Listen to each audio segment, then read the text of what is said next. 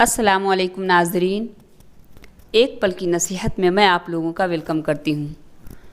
ناظرین، آج میں ایک شہد فروش کا واقعہ بیان کرنے والی ہوں، اس کے اچھے اور برے اخلاق کے تعلق سے، کہ ایک خوش اخلاق اور شیریں زبان شخص شہد فروخت کیا کرتا تھا، اور اس دوہری شیرینی کے باعث لوگ اس کے گرد یوں جمع ہو جاتے جس طرح مکھیاں شہد پر اکٹھی ہو جاتی ہیں۔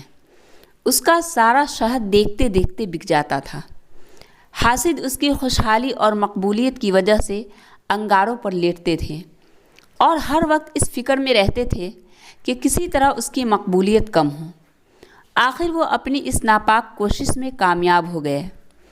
انہوں نے ایسی سازش کی کہ شہد فروش کی خوش اخلاقی بد اخلاقی میں بدل گئی۔ اب جو گاہک بھی اس سے بات کرتا وہ اس کے ساتھ لڑتا اور بک بک جھک کرتا رہتا۔ نتیجہ یہ ہوا کہ اس کے سارے گاہک ٹوٹ گئے، اور نوبت یہاں تک پہنچی کہ جب وہ بازار میں آتا تو اس کے پاس مکھیوں کا مجمع ہی ہوتا، ایک گاہک بھی اس کے پاس نہ پھٹکتا۔ مال فروخت نہ ہونے کی وجہ سے نوبت فاقوں تک آ پہنچی۔ تو ایک دن وہ اپنی بیوی سے کہنے لگا، معلوم نہیں اللہ تعالی ہم سے کیوں ناراض ہو گیا ہے، سارا دن بازار میں بیٹھا رہتا ہوں لیکن ایک تولہ شہد فروخت نہیں ہوتا۔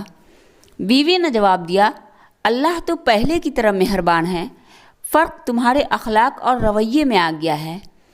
پہلے تم اپنے شیریں گفتاری اور حسن اخلاق کی وجہ سے لوگوں کے دل موہ لیتے تھے، ہر شخص تم سے بات کر کے خوش ہوتا تھا اور دوسرے شہد فروشوں کو چھوڑ کر تم سے شہد خریدتا تھا۔ اب تمہاری تلخ کلامی نے لوگوں کے دلوں میں نفرت پیدا کر دی ہے، انہیں تمہارا شہد بھی کروا ہی معلوم ہوتا ہوگا۔ تو ناظرین، دیکھا آپ نے کہ اچھے اخلاق اور برے اخلاق سے زندگی میں کیا نتائج سامنے آتے ہیں۔ اللہ تعالی ہم لوگوں کو اچھے اخلاق والا بنائے، آمین۔ ناظرین، اگر ویڈیو اچھی لگی ہو تو ویڈیو کو لائک، شیئر اور سبسکرائب ضرور کیجیے گا۔ اللہ حافظ۔